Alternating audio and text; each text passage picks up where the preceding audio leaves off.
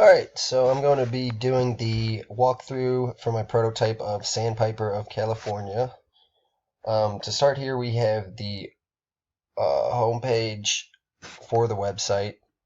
The title is clearly defined, you know where you're at. The categories are definitely clearly defined. Those are the first two things you see. I believe that worked very well.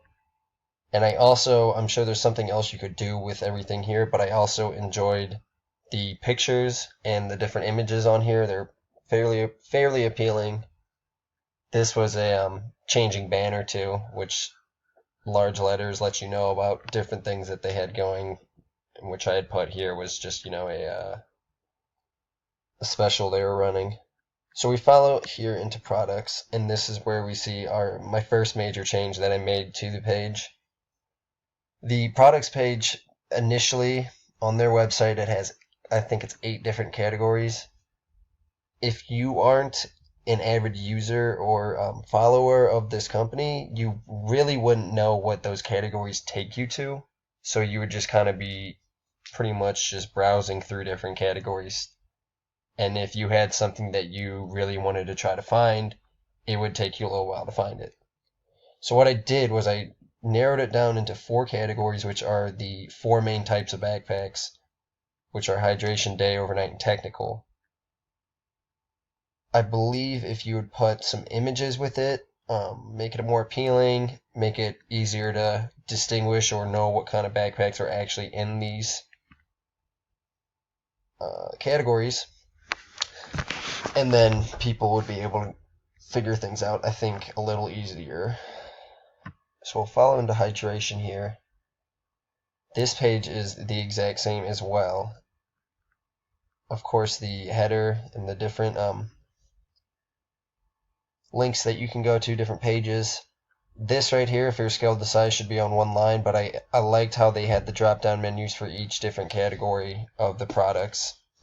Easier to navigate and move around within the products page. As far as this page down here, I really appreciated the options here on the side. Easy to see, they had which like radio buttons and stuff like that to choose kind of what you wanted to narrow down your search for. You could also obviously the search bar up here, but these different headings right here are easy to see, very easily explained, I guess you could say.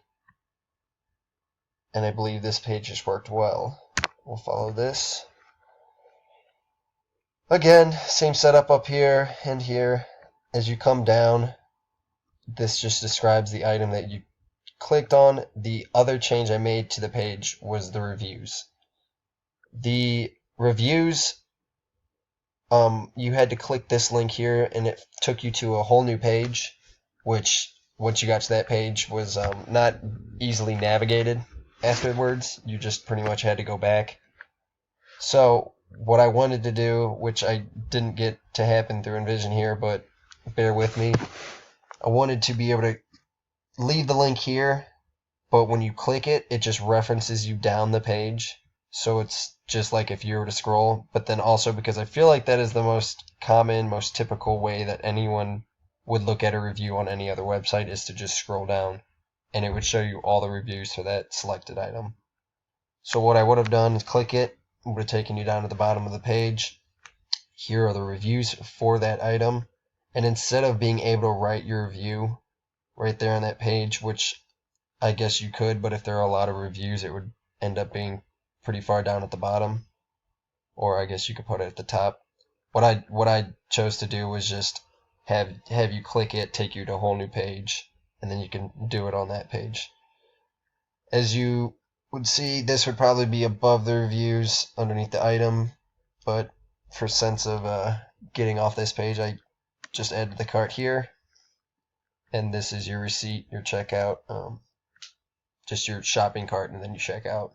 It shows you your product price, any discounts, everything that you might be able to estimate and quote on it, and then here's your total, and then you would just check out from there.